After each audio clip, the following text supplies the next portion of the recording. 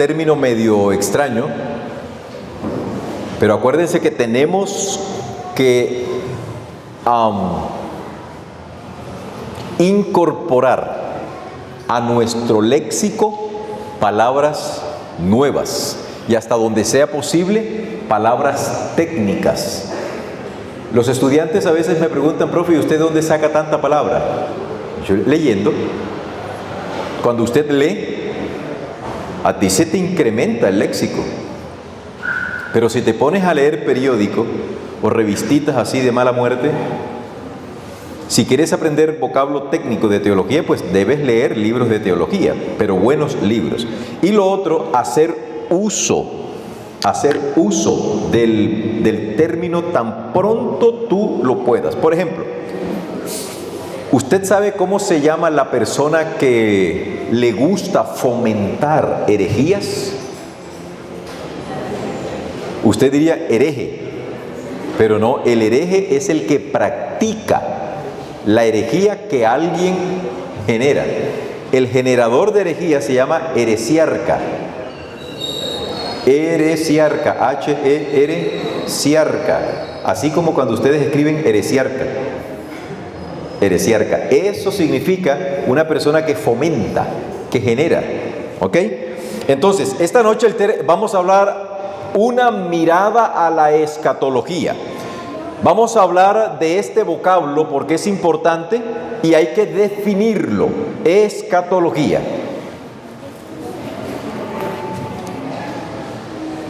Entonces aquí tenemos, es una palabra larga.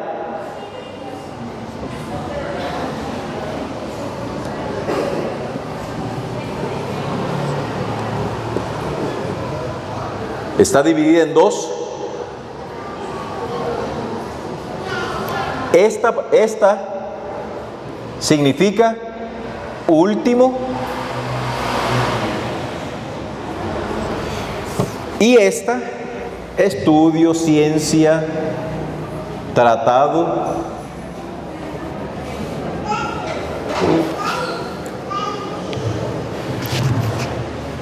Esta palabra escatología no es una palabra estrictamente bíblica. Usted no la va a encontrar así.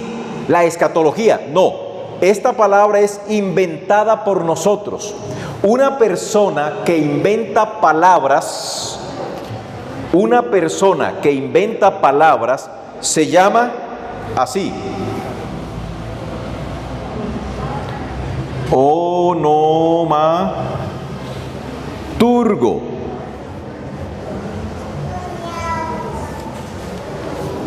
Una persona que inventa palabras se llama un onomaturgo. Entonces, cuando nosotros hemos inventado una palabra que no existe en el español, ¿ok? Entonces nos declararíamos que somos onomaturgos. Borramos teología porque ya no nos interesa, ya estuvimos hablando de ella y nos quedamos con escatología. Voy a borrar la palabra onomaturgo, pero espero que ustedes ya hayan tomado la definición de lo que significa esta palabra. Capaz que no la use para el examen, pero de pronto, onomaturgo es una persona que crea, que genera un nuevo vocablo, una nueva palabra. Bien, entonces la escatología es la ciencia de lo último. Podríamos decir así, ¿verdad? Ya saben que la palabra escatología no es una palabra eminentemente bíblica, estrictamente bíblica no lo es. Pero nosotros la inventamos porque necesitamos saber cómo tratar, cómo llamar a esos acontecimientos que han de ocurrir al final de los tiempos. Voy a probarle los reflejos a ustedes. A ver, díganme qué fue lo último que dije.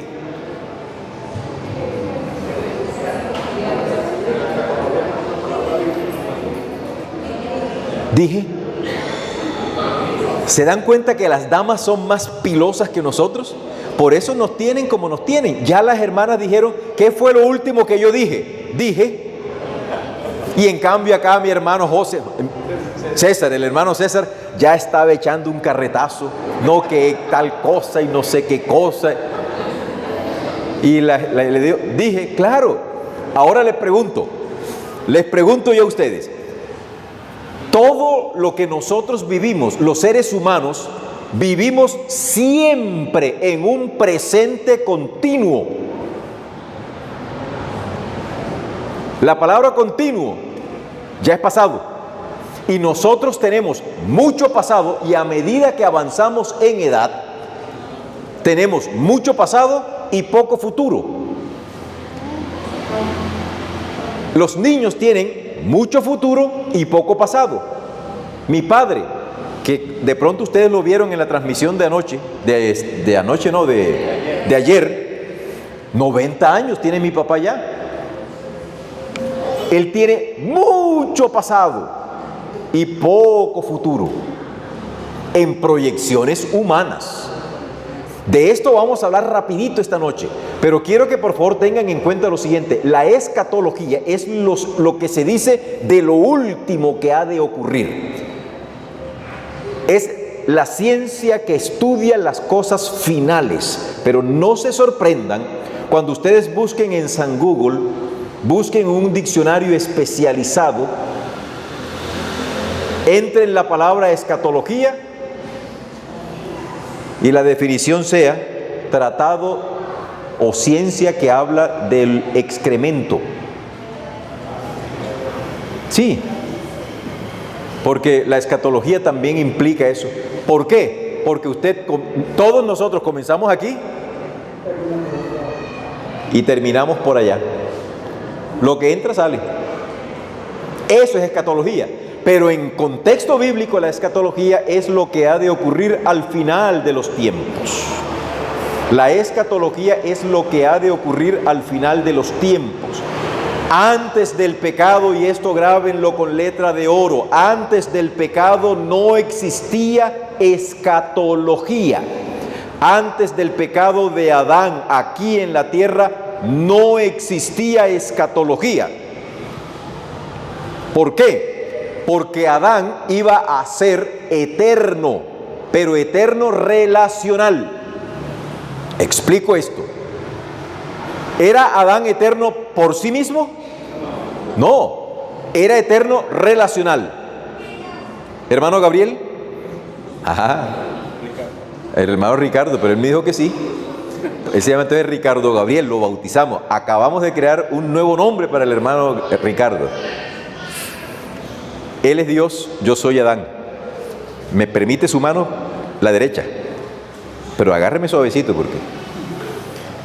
Si yo, Adán, me mantengo unido a Dios, voy a tener la eternidad de Dios. Pero si yo me suelto de Dios, Él sigue siendo eterno porque Él es eterno ontológicamente, por naturaleza. Pero yo me voy a morir. Y eso fue exactamente lo que pasó con Adán. Cuando él peca, se cumple la declaración paulina que dice: mas la paga del pecado es muerte. Y Adán no murió enseguida, pero comenzó a morir. Adán no murió enseguida, pero comenzó a morir. Entonces, ¿qué ocurre si una persona va a vivir la eternidad? Póngase usted como ejemplo. Dígase, no en alta voz, sino que piense: bueno, si yo nunca he de morir,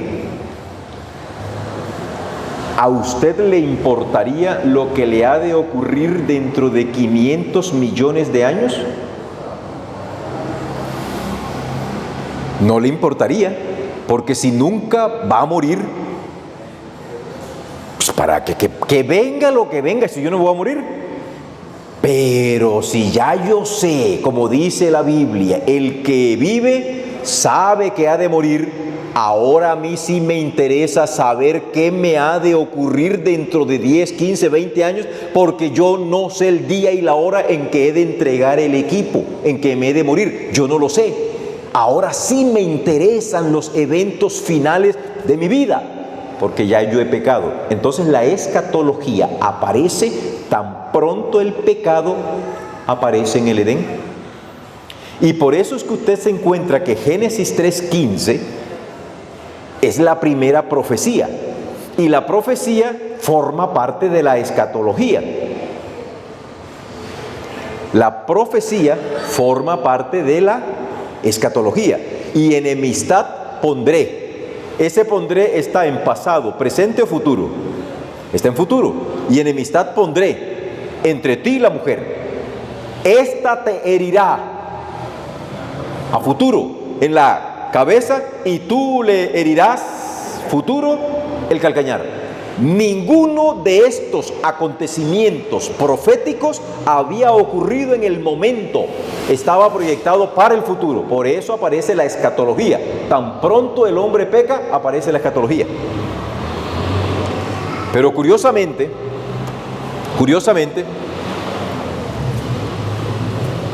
la escatología no necesariamente debe ser entendida como los eventos inmediatamente que han de ocurrir antes de la segunda venida de Jesús. No, la escatología varía con el tiempo.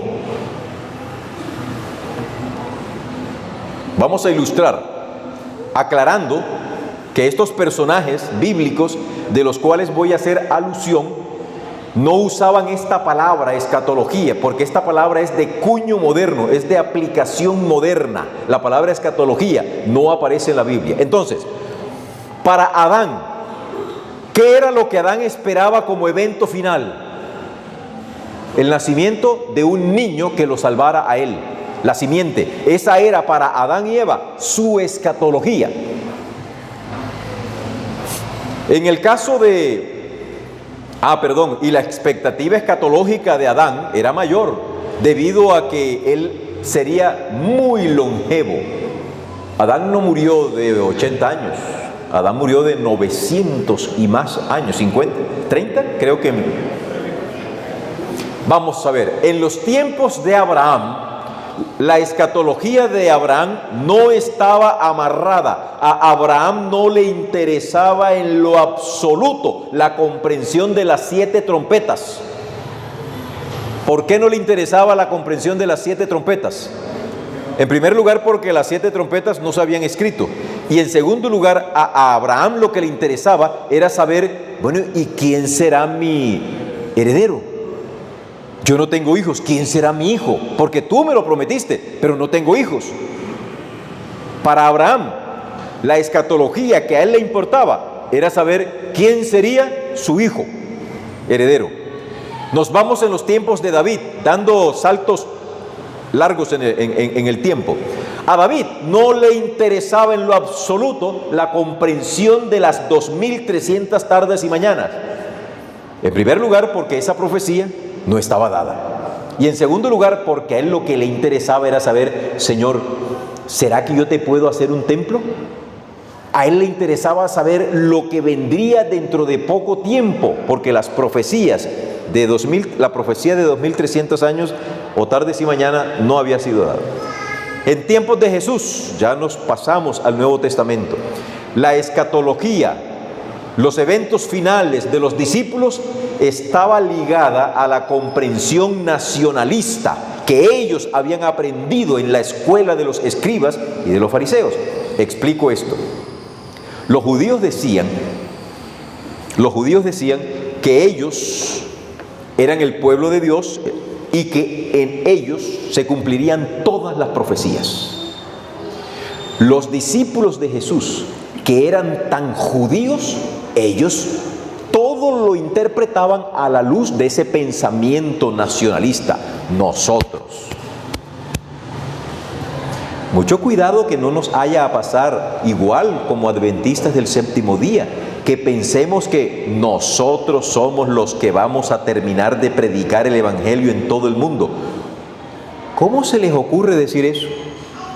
¿Cómo se nos ocurre decir que mal contados 30 millones de humildes seres humanos que conforman la feligresía mundial de la iglesia adventista haya de predicarle el evangelio a más de 7.970 millones de seres humanos?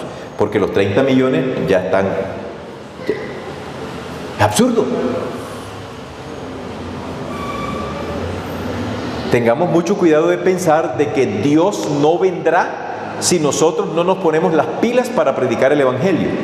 Acuérdense la declaración de Jesús: si estos callan, las piedras hablarán. No se olviden que el apóstol Pablo en Primera de Corintios, capítulo 1, nos dice lo siguiente, el versículo no lo retengo en estos momentos. Hay quienes predican a Jesús por controversia y hay otros que predican a Jesús por convicción. Dice Pablo, a mí no me interesa si lo predican por controversia o lo predican por convicción. A mí lo que me interesa es que lo prediquen. Y déjenme decirles algo, queridos. Aquí no tuve el tema que tuve en la iglesia, pastor, ¿cómo es que se llama la iglesia? ¿Ah? No, la que estuvimos aquí el sábado pasado, Nuevo Amanecer, que yo les hablaba de qué diferencia hay. ¿Recuerdan, hermanos de Amanecer? ¿Qué diferencia hay en crecer espiritualmente dentro de la iglesia adventista y crecer espiritualmente fuera de la iglesia adventista? ¿Cuál es la diferencia? ¿Se puede crecer espiritualmente allá afuera? Sí se puede crecer espiritualmente. Bueno, y si se puede crecer espiritualmente en la iglesia evangélica, pentecostal, católica, testigo de Jehová, etcétera, ¿por qué usted crece aquí y no crece allá? Bueno, con base en esa reflexión, yo no estoy diciendo que entonces vayámonos a crecer espiritualmente allá, porque eso tiene una respuesta que los hermanos de Nuevo Amanecer tienen la ventaja sobre ustedes. Ellos sí se la saben, ustedes no. Los de Paraíso, vean. En cambio, los de Nuevo Amanecer, a ellos les ha amanecido, ¿verdad? Ustedes les corresponde ahora predicarles aquí a los hermanos del Paraíso y decirle, hermanos del Paraíso, la razón por la cual nosotros nos quedamos en la iglesia adventista para crecer espiritualmente, a pesar de que allá afuera también se crece espiritualmente, es por lo siguiente, porque la teología de la iglesia adventista es consistente. La de ellos no es consistente. Y ustedes le darán el sermón. ¿Bien? ¿Ustedes creen que los testigos de Jehová, sea por controversia o sea por convicción, están siendo instrumentos en manos de Dios para llevarle el evangelio a muchas personas? Póngale la firma. Los hermanos bautistas, los pentecostales, los evangélicos, los menonitas, los anglicanos, los presbiterianos, los wesleyanos, todos ellos son instrumentos en manos de Dios para llevarle el evangelio al mundo entero. ¿Ustedes recuerdan cuando Abraham venía de derrotar a la coalición de 5 reyes encabezados por Kedorlaomer? ¿Quién se le apareció en el camino? Melquisedec, rey de Salem y además sacerdote del Dios Altísimo. ¿Cómo es eso que él era sacerdote si el sistema sacerdotal no había sido implementado aún? Sería implementado. Si eso ocurrió en el año 1800, póngale usted, 1800, antes de Cristo. El pueblo de Israel viene 400 años después. Ustedes recuerdan que cuando Moisés va huyendo del faraón, ¿a dónde se dirige?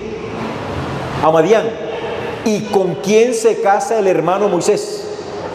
Con una muchacha llamada Séfora, cuyo padre era sacerdote de Madián.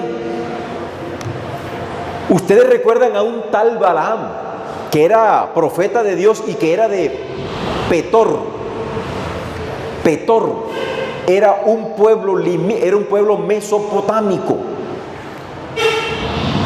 Con esto les quiero decir que Dios no nos tiene solamente a nosotros aquí en la tierra, y que mientras nosotros estemos así, manicruzados, piernicruzados y arreglándonos las uñas para ver, Dios tiene que decir, ándale, bueno, ni modo, tengo que esperar a que mis hijos, los adventistas del séptimo día, se despierten para ver si predican el evangelio, porque estoy maniatado por ellos.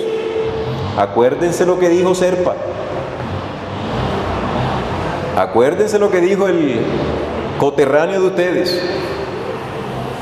Dios no nos necesita a nosotros.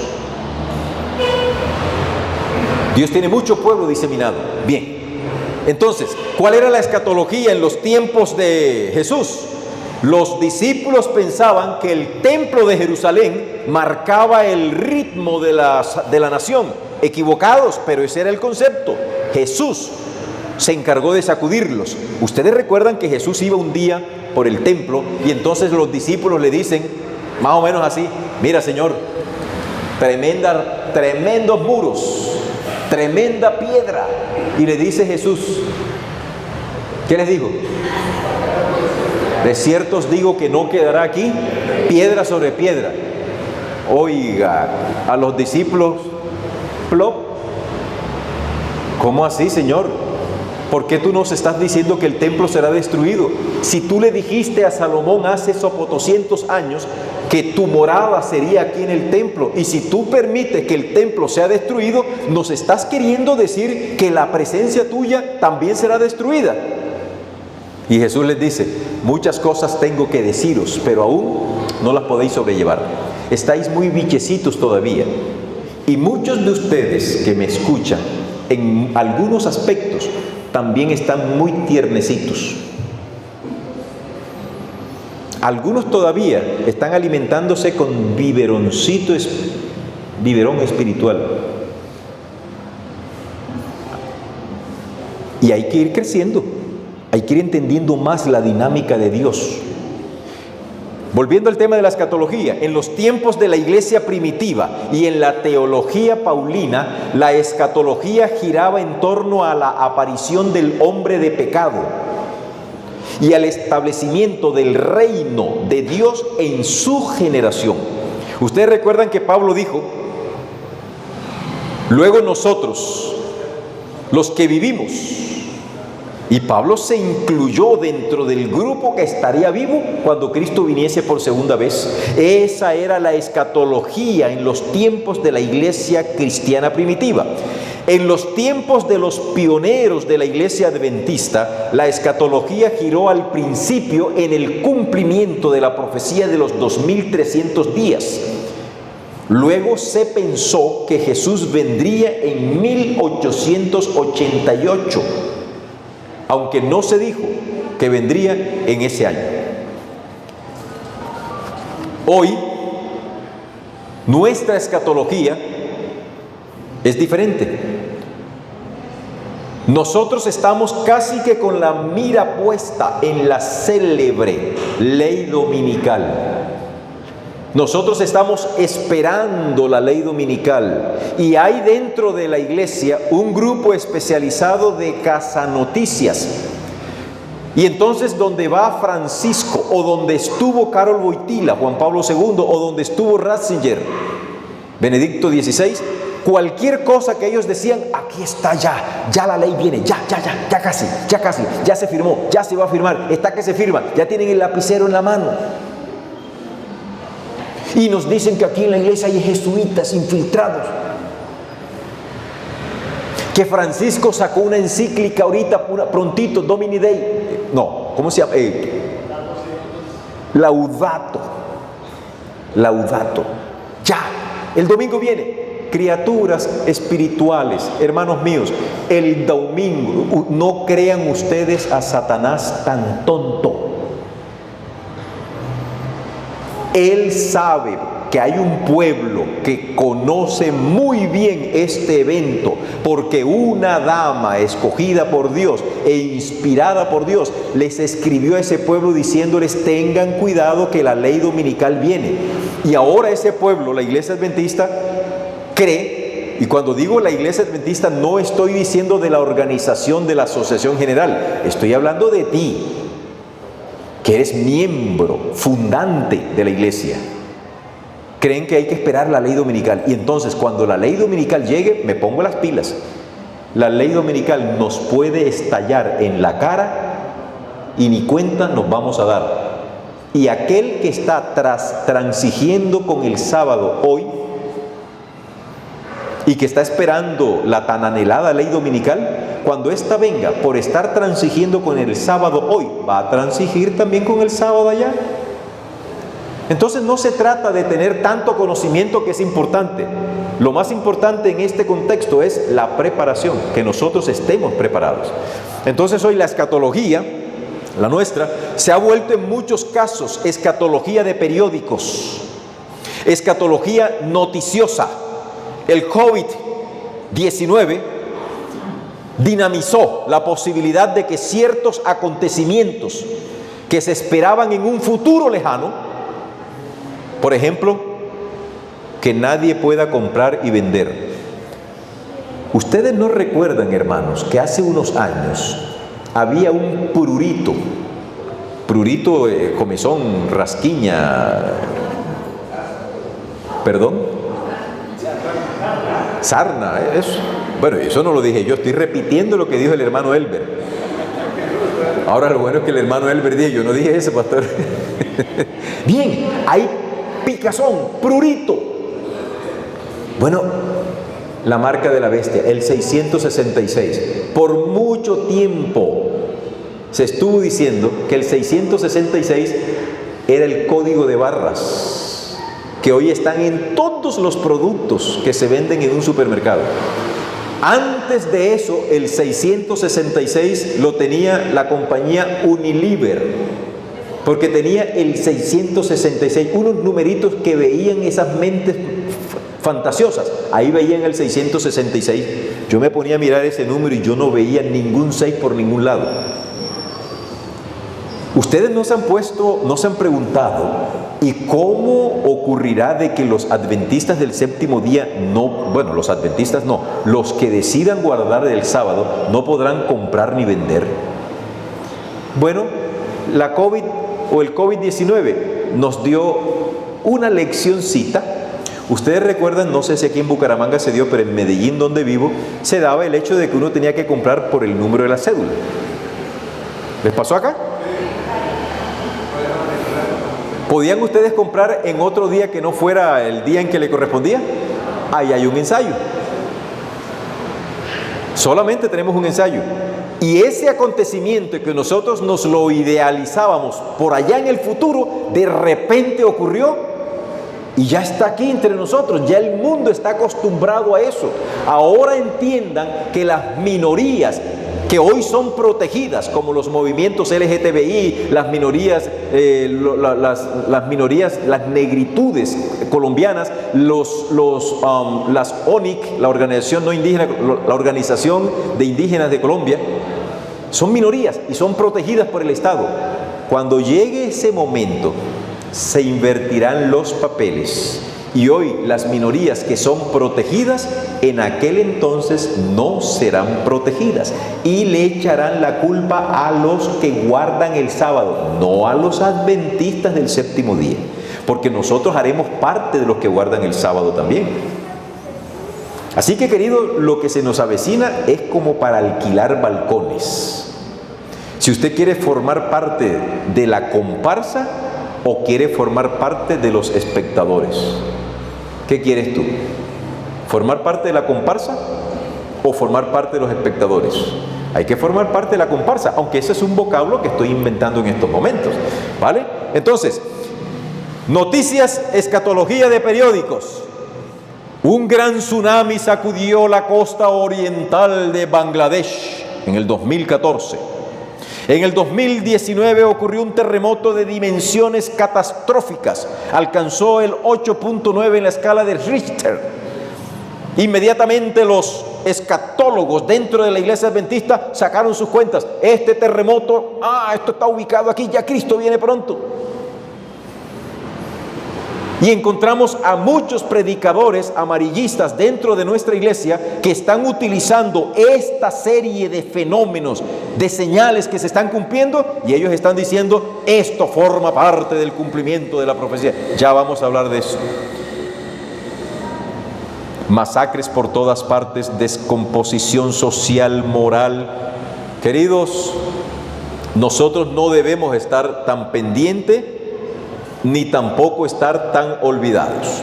Eso ha ocurrido con la concepción de la escatología a través del tiempo. Las personas están pendientes de ciertos acontecimientos, pero con la certeza de la muerte como una realidad que se puede presentar en cualquier momento, la escatología, o sea, la percepción de lo que va a ocurrir al final de los tiempos, va cambiando de acuerdo a la edad. Repito, la percepción de lo que va a ocurrir al final de los tiempos va cambiando de acuerdo a la edad.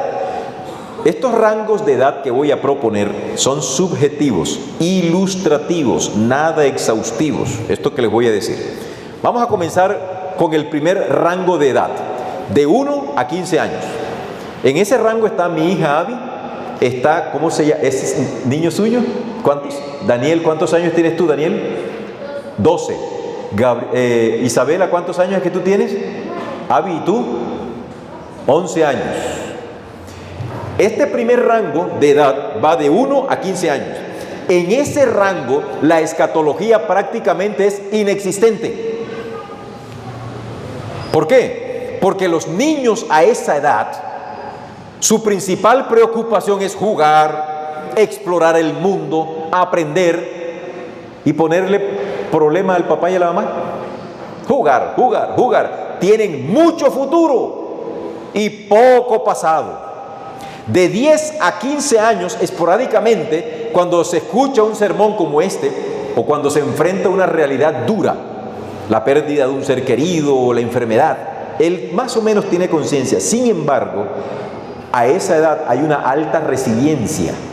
La palabra resiliencia, vamos a escribirla, es una palabra que utilizan mucho los psicólogos. Y tiene que ver más o menos explicada así, grosso modo,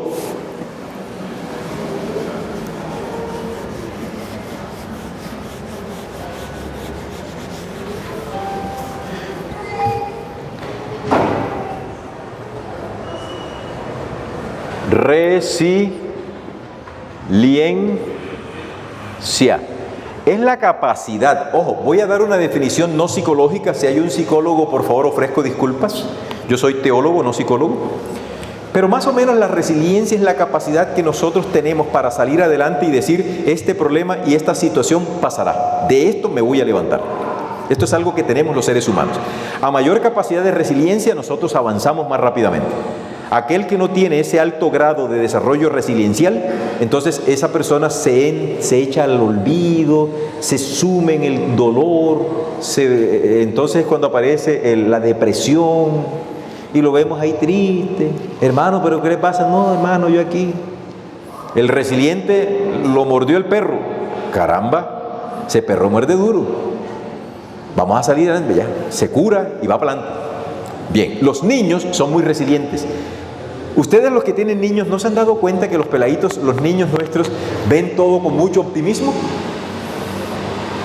Que ellos no dicen, ay papi, pero no, y para ellos no hay problema. No tengo plata, no tengo ni un centavo. Papi, pero ve al cajero, saca plata. Así tan fácil. Ellos creen que uno mete la tarjeta y eso llueve la plata. Esa es la capacidad que tienen los niños. A esa edad, la escatología es poquita. Vamos ahora de 15 a 30 años. Se entra a varias etapas claves de la existencia humana. Se culminan estudios secundarios, universitarios, de posgrados. En muchos casos hay matrimonio, hay inicio de vida laboral. Se piensa, pero se desea que Cristo no venga todavía, porque yo quiero alcanzar ciertos logros. Quiero tener una existencia agradable, quiero ver hijos. Se está en la etapa de los sueños.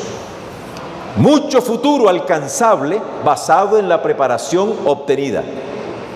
Ahora vamos de 30 a 60 años. Ya aquí no empezamos a meternos más de uno. Plenitud de vida. Se han alcanzado muchos de los logros propuestos. Es la etapa de la madurez plena. Los hijos están educados, el matrimonio está consolidado o hay nuevas expectativas, la jubilación está a la vista, se piensa mucho más. Mire, cuando yo estudiaba el bachillerato en el Icolben, Everson ya no lo vivió. ¿Hay alguien que estudió en Icolben hace muchos años aquí? Bien, vamos a ver, pero yo no sé si tú alcanzaste. Resulta que enfrente del edificio central, donde están las oficinas administrativas, el comedor y la biblioteca, había una cosa así redonda, grande, y era un asta en forma como de escalón, y arriba había un asta larguísimo. Allí, esa era la plaza de eventos. ¿Saben qué hacíamos nosotros? Los muchachos de 15, 17, 18 años. El asta tenía así, abajo había un escalón, otro escalón y otro escalón. Y más o menos allá, como a casi 2 metros, había un muro. Un murito que tenía unas escaleras. ¿Cuál era el reto de nosotros? Gallina. Es gallina el que no salte de aquí a allá sin tomar impulso. Oiga, a esa edad y delante de las chicas que estaban por allí merodeando, y uno decía, voy a brincar para que estas chicas se den cuenta el tipazo que tienen aquí. Y más de uno dejó los dientes allá. ¿Por qué? Porque uno era joven y esos desafíos los aceptaba. Y uno hacía, y ¡bum!, volaba allá y ya. El que lo lograba, tipazo. Ahora, a mí me dicen, hagamos este experimento, gallina. Ay, bueno, no es que sea gallina, lo que pasa es que soy cauto. ¿Sí? Mentira, ya uno no puede. Ya los músculos no le dan. Entonces eso se llama experiencia. Sí, porque yo dejé un diente allá, entonces ya yo sé que no puedo hacerlo ahora. Si no lo pude hacer allá, ahora menos. Voy a dejar la chapa. Sí, entonces a eso nosotros llamamos experiencia. Mentira, que ya no podemos. Y se aplica el dicho, si el viejo pudiera y el joven supiera, ese sería el equilibrio perfecto. Entonces, a esta edad de 30, 60 años, se piensa mucho más por causa de la decadencia natural de la vitalidad. Todo se va cayendo. El pelo. Se pierden seres queridos. Se pierden amigos. No obstante, aún en esa edad se desea ver el logro de los nietos. Por ejemplo, aquí tengo mi hija mayor. Ella tiene novio. ¿Cuándo se van a casar? No sé. Pero a mí los niños me gustan mucho. Como yo les dije al comienzo, yo hubiese tenido 20 si hubiese sabido con quién. Me encantan los niños y no entiendo cómo hay hombres o personas que le hacen daño a lo más cercano a la perfección divina que nosotros tenemos en esta tierra, que son nuestras criaturitas, nuestros niñitos. Entonces nosotros, cuando tenemos esa edad de 60, hasta de 30, 60, nosotros queremos, sí señor, ven pronto, sí, ven. Pero si tú puedes, tómate un tiempito adicional y permíteme conocer los nietos. Permíteme por lo menos, Señor, disfrutar la jubilación, hombre. Tanto que yo vea, para que tú vengas y la jubilación nada. No, tampoco. Ahora, cuando nosotros entramos de 60 en adelante, a ver, levanten la mano los que tienen más de 60 años. Ah, bárbaro. Ustedes están graves. Los que tienen más de 60 años, la realidad de la muerte se hace más palpable, hermano Eliardo. La enfermedad, las limitaciones, ya nosotros andamos con un botiquín, la percepción de la inseguridad, las amenazas sociales, la comparación de los tiempos pasados, y entonces los viejitos se ponen a decir, es que en mis tiempos la cosa era muy diferente. Ahora estos muchachos no respetan, ya no respetan. A nosotros, si nosotros hacíamos tal cosa, el mascadero nos lo volteaban, ¿verdad? Ahora no, hay que usted le pegue a un niñito, lo meten preso. Eso es escatología. Los que ya pasan de 60 años en adelante, no estoy diciendo que los que tengan 60 años ya están con el buitre en el hombro, no, tampoco así. Pero lo cierto es que tienen mucho pasado y menos futuro.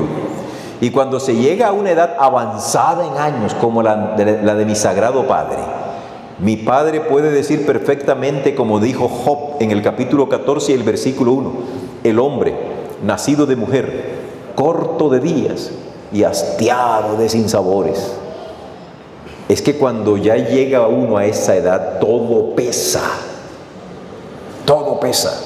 Y entonces, esos hermanos de la iglesia, como mi padre, mi papá, habla de la segunda venida de Jesús las 25 horas del día. ¿Por qué? Porque ¿qué más le toca? Allí se aplica, Pastor Everson, que ese padre mío, para no tomar en consideración a ninguno de los mayores de edad de aquí, mi papá, él está más cerca del arpa que de la guitarra. En cambio, estos niñitos están todavía con la guitarra aquí. Tienen mucho futuro, tienen porvenir. Mi papá lo que espera es el glorioso advenimiento de Cristo Jesús. Pero eso sí, porque ya disfrutó la vida. Entonces aquí es donde aparece, y esto es un llamadito de atención a ustedes los mayores. No dejen que los niños, no impidan que los niños disfruten su niñez. Como les comenté, yo soy adventista desde el buche de mi madre, perdón, desde el buche, desde el vientre de mi madre. Yo soy, no, anoten eso. Mi mamá me escucha eso y me deshereda. Yo soy adventista desde el nacimiento. Cuando mis ojitos se abrieron, yo vi los libros rojitos de Elena de White. Adventista, pero camandulero también pudiese yo decir. No rezo el rosario, pero consagradísimo. Y ven. Entonces, ¿qué pasa? Que uno cuando observa acá el hombre nacido de mujer y saciado sin sabores, yo les digo algo. Yo tenía estaba el anciano de la iglesia. Lo que voy a decir aquí, si hay parecido, es mera coincidencia, hermano Ricardo. Ahora sí dije el nombre. Yo no sé quién es el primer anciano, aunque de pronto lo puedo detectar por aquí. Los diáconos en mi época, uno tenía que andar derechito, pianito, porque tenían el permiso inefable de mi padre, que era el primer anciano de la iglesia. Entonces el hijo del primer anciano tiene que dar ejemplo. Y me metían unos pellizcos cuando yo estaba mal parqueado por ahí, despalomado como un pelado, derechito, caminando derechito para el... Y me sentaban enseguida al lado de mi papá, y al lado mío estaba mi tío Nicolás. Cualquier cosa, ¡brum!, la estirada de la oreja, y el carpetazo en la oreja, el tarancazo aquí, el cocotazo, el coscorrón, dicen ustedes, allá en la costa decimos el cocotazo. Oiga, con semejante disciplina hitleriana, uno andaba derechito. Porque se les olvidó a ellos cómo habían sido cuando niños. Hoy, este que habla, que fui una peste cuando era estudiante de bachillerato, no malo, pero era terrible, que cuando yo me dispuse a estudiar teología, me dijeron, tú estudiar teología, Saúl entre los profetas, nadie daba un centavo por mí, y tenían sus motivos, porque en verdad yo era malo, pero no era malo yo nunca he tomado cerveza, jamás, ni un traguito, ni ron, nada, nunca he fumado, nunca he bailado, nada de eso he sido sano, sanito, en ese aspecto, pero me gustaba tirar trompa, pelear, me encantaba romperme la cara con el que fuera. Ya ahora no, ahora salgo corriendo, porque como soy pastor, pero es que hay ovejas a las que la Biblia dice hay que quebrarle la patica para que aprendan, ¿cierto? Y por la edad ahora es la experiencia. Queridos ancianos, no se olviden ustedes que ustedes fueron niños. Traten a los niños con ternura. A mis estudiantes de teología, hay unos muchachos que son unas cabras, no entienden las cosas y hacen locuras. ¿Sabes? Cuando se acercan, yo les digo, muchacho, tranquilo, estás en formación, te estamos formando. Te comprendo porque yo pasé por allí también, yo sé lo que son esos ardores de la juventud y toda esa energía que uno quiere botar. A mí no se me olvida, como cura, que yo fui sacristán, no se me olvida. Y eso cala mucho en los jóvenes, porque te genera en ellos confianza y empatía, porque ellos saben que tú no los vas a criticar, que los vas a entender aunque no acolites sus malos actos. Cuando una iglesia actúe, cuando un dirigente actúe con el joven que ha cometido un error de esa manera, créanme que la juventud se acerca a ti, pero cuando tú eres punitivo y estás señalando, esa minifaldita, afuera. Hombre, hermanos, muchachita, ven acá, hija, mira, ve, voy a hablar con tu mamá, te voy a regalar una faldita bien bonita, aquí está la faldita. A lo mejor no tenía plata, o a lo mejor no le alcanzó la tela. De todas maneras, la escatología va cambiando en el tiempo. Va cambiando en el tiempo. Tal vez esta realidad, homiléticamente hablando, se puede percibir en las palabras de Jesús en Marcos 13:35. Marcos 13:35 dice de la siguiente manera, los que están copiando: velad pues, porque no sabéis cuándo el Señor de la casa vendrá, si a la tarde, edad avanzada. Acuérdense que dije homiléticamente, si a la tarde, edad avanzada, o a la medianoche, edad madura, o al canto del gallo, edad juvenil, o a la mañana, edad infantil. Es decir, cada grupo etario debe estar preparado para cuando Cristo venga. Todo grupo etario debe estar preparado. No son los viejitos los que tienen que estar preparados. No somos los maduros o los adultos. Sí, yo voy a entrar dentro de poco en adulto mayor. No, los jóvenes deben estar preparados. Danielito, tú tienes que estar, vea, pilas. Avi, tú también, porque si no, vea, debemos estar preparados. Prepárate, porque tú no sabes cuándo vendrá tu Señor. Prepárate. Ahora, después que ya he hecho esta reflexión como motivadora, espiritual, vamos ahora a analizar un aspecto que está aquí. Ustedes ven eso allá arriba, tal vez no se logre ver bien.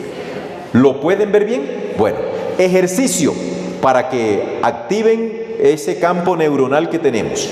Ejercicio. Ustedes están leyendo que allá arriba dice hamartiología y dice doctrina del pecado. ¿Qué van a hacer ustedes allí en el papel que están haciendo en estos próximos 5 minutos? Organicen esas doctrinas, porque estas son las doctrinas que se ven en teología sistemática. Organicen estas doctrinas: hamartiología, que ahí tiene la definición, doctrina del pecado; soteriología, doctrina de la salvación. Cada una de las doctrinas tiene su explicación a mano derecha. ¿Qué deben hacer ustedes como alumnos? Por favor, en los próximos 5 minutos, organicen eso en orden lógico. ¿Cuál fue la primera doctrina que debió aparecer? Luego la segunda, luego la tercera. No en la Biblia, sino en el tiempo. ¿Vale? No en la Biblia, sino en el tiempo. 5 minutos. Hagan el ejercicio, pueden ayudarse, pueden comentar, y después de estos 5 minutos vamos a solicitarle a 2 o 3 participantes que nos digan, que nos hablen de la lista que hicieron. Ándele pues.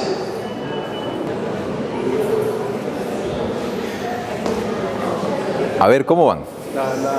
La primera es una doctrina también. Todas las que están de este lado son doctrina. Entonces aquí es esto.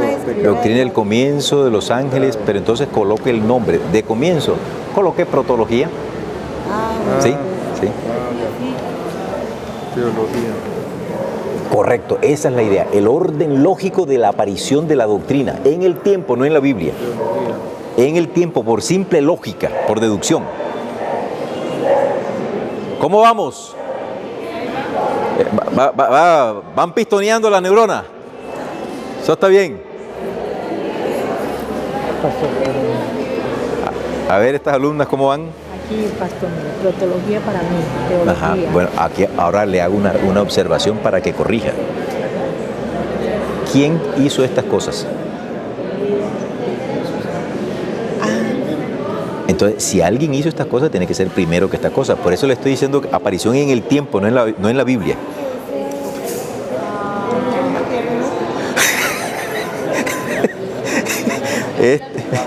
¿Están llegando apenas o no me va a decir, profesor, desde el comienzo de año hasta aquí, qué es lo que no es? Miren, lo que les estoy diciendo es que organicen esto de manera lógica en el tiempo, no en la Biblia. En el tiempo. Usted póngase a pensar, bueno, esta doctrina que estudia tal cosa debió haber surgido primero en el tiempo, para que de esta se desprendan otras. No conforme a lo que dice en la Biblia, porque si no están perdidos. Tírenle cabeza. Bueno, aparentemente no han pasado 5 minutos, pero vamos a decir que ya pasaron, porque el tiempo también se nos está yendo. ¿Cómo se han sentido? Como volviendo a estudiar. y dispuestos a sacar 0. Vale, pues. Sneider, tú me dijiste que la tienes lista. Dirá Sneider, ¿por qué me dijiste eso, mami? A ver, Sneider, dame el orden de tu lista. Sería doctrina de Dios, doctrina de los ángeles, doctrina de los comienzos, doctrina de los hombres, doctrina de la iglesia, doctrina de la salvación y doctrina de las instituciones. Ok. Está bien. Para un 0.5 está bien. ¿Quién se anima? Venga, así me gusta. Recuerden que estamos aprendiendo. Aquí uno se puede equivocar sin problema. Bueno, doctrina de Dios, doctrina de los ángeles, doctrina del comienzo, doctrina del pecado, doctrina de la iglesia, doctrina del hombre y doctrina de la salvación. A un 2 no le cae mal. ¿Quién más? Aquí.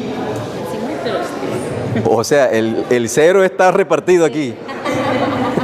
Doctrina de Dios, doctrina de los ángeles, doctrina de los comienzos, doctrina del hombre, doctrina del pecado, doctrina de la salvación, doctrina de la iglesia y doctrina de los eventos finales. Qué lindo, ¿verdad? Qué bonito. 0. ¿Alguien más? Por acá vi una mano valiente. Hermana mía.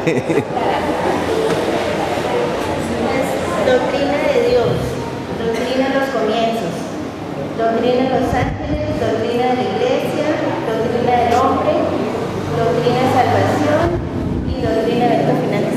También Todo va bien. Bueno, tiene un 3. Bueno, vamos a entrar a resolver el enigma. ¿Qué es lo que ocurre? Mire, esto tiene un orden lógico y en la medida en que usted lo analice bien, podrá darse cuenta cuando se presenta un error en una predicación. Comencemos. Anoten el orden lógico. La hermana, recuérdenme su nombre. Sara. La hermana Sara atinó en las 3 primeras. ¿Me las lee, hermana Sara, por favor? La doctrina de Dios, la doctrina de los comienzos, de los ángeles, y hasta ahí llegó. Bien, ese es el orden. ¿Por qué la doctrina de Dios? Por lógica. Él es el primero, él es eterno. Después viene la doctrina de los comienzos. Porque antes de crear a los ángeles, Dios crea un espacio, un ambiente donde va a colocar a los ángeles. Entonces, primero la doctrina de Dios, luego la doctrina de los comienzos, luego la doctrina de los ángeles, luego la doctrina... ¡Ay, usted atinó en la 4ª, hermana Sara! La iglesia, la doctrina de la iglesia. Porque cuando Dios crea a los ángeles, se configura la iglesia del cielo. Después de la creación de la iglesia, viene la doctrina del pecado. Porque hay un ángel que peca en el cielo. Bien, la jamartiología.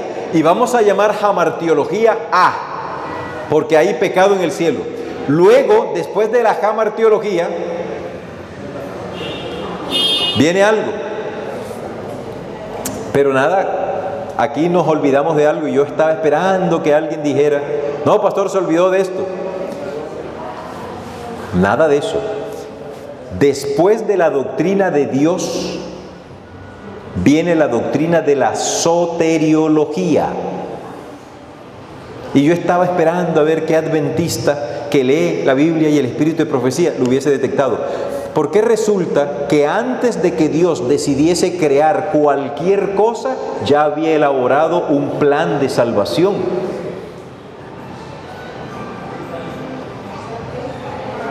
Bien, así que tenemos Dios, la doctrina, la teología, tenemos soteriología. Ahora sí viene la protología o la ciencia de los comienzos. Luego vienen los ángeles, la angelología. Inmediatamente viene eclesiología, la doctrina de la iglesia. Luego viene jamartiología, la doctrina del pecado. Repito, teología, soteriología, protología, angelología, eclesiología, jamartiología. Ya van 6. Luego, después del pecado, Ahora sí viene la antropología, porque Dios crea al hombre después que Lucifer ha sido expulsado del cielo y que el pecado ha comenzado en el cielo. Ahora viene el hombre, la antropología. Aparece otra vez la jamartiología, pero la jamartiología ve por el pecado del hombre. ¿Me hago entender? Antropología, porque Dios crea al hombre, pero el hombre peca. Entonces aparece otra vez la jamartiología, pero la jamartiología ve del pecado del hombre. Y luego tenemos nosotros la escatología, correcto, porque la escatología viene después del pecado del hombre. Ese es el orden lógico. ¿De acuerdo? Bueno, con base en esto, aquí nos vamos a detener. Pudiésemos seguir, pero hay que pensar que mañana hay que seguir trabajando. Y bástale a cada día su afán, y por ahora el conocimiento quedó. En la pedagogía, y los profesores que están aquí saben que nosotros los seres humanos tenemos una curva de ascendente en el prestar atención. Después una meseta y después ya no nos interesa nada y ya no aprendemos. Por eso, recuerden que esto es una clase. ¿Les gustó? Bueno, para mañana espero que participen más porque viene el examen. 3 preguntas. A ver quién es el que se va a sacar la mejor nota. Vamos a orar. El tema de mañana es la eclesiología y las tendencias, junto con las tendencias de la escatología, que hoy no quise darlas para darle a ustedes una base de lo que es la escatología.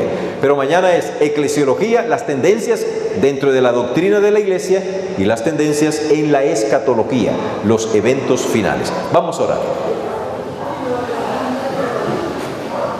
Bueno, lo de los nombres de...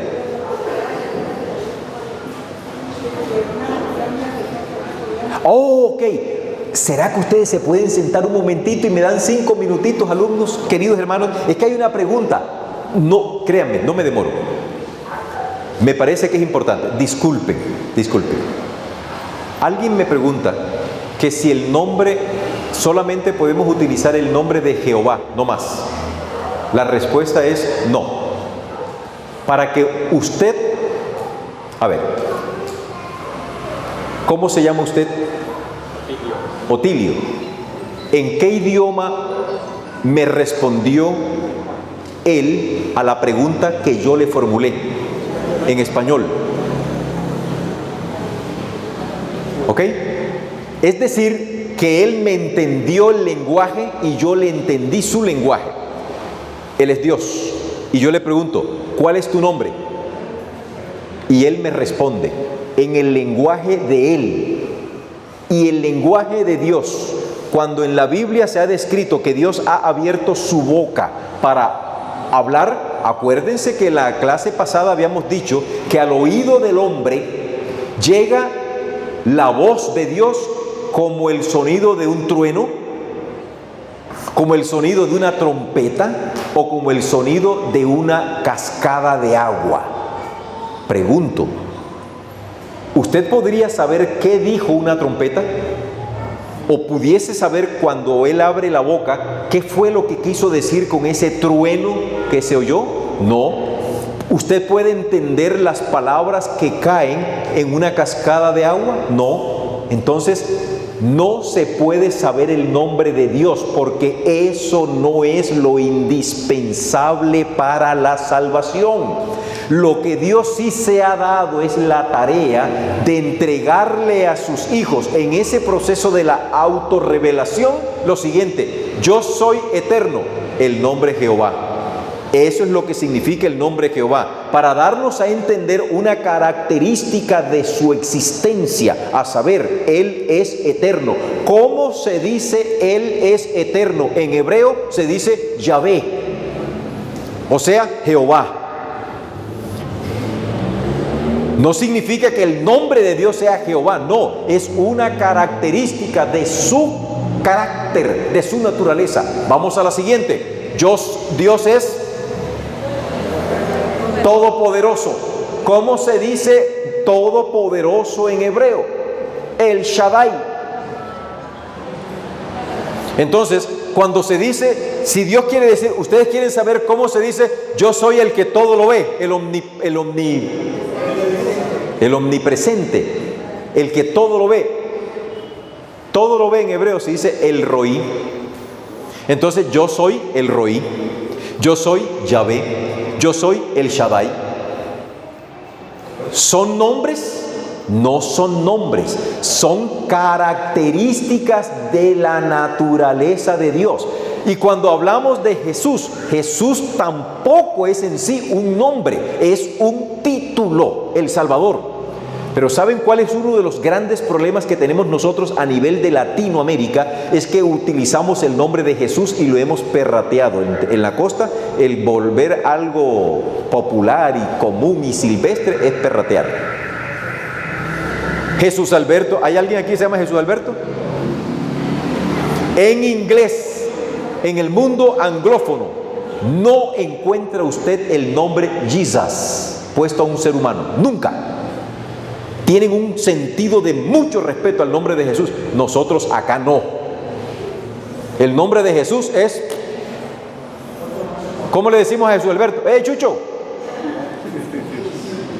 ¿Se dan cuenta hasta dónde llega el asunto? Entonces, ¿es importante el nombre de Jesús? No es importante el nombre de Jesús, porque Jesús significa Salvador. Y Cristo, ungido. Y Jesucristo, el Salvador ungido.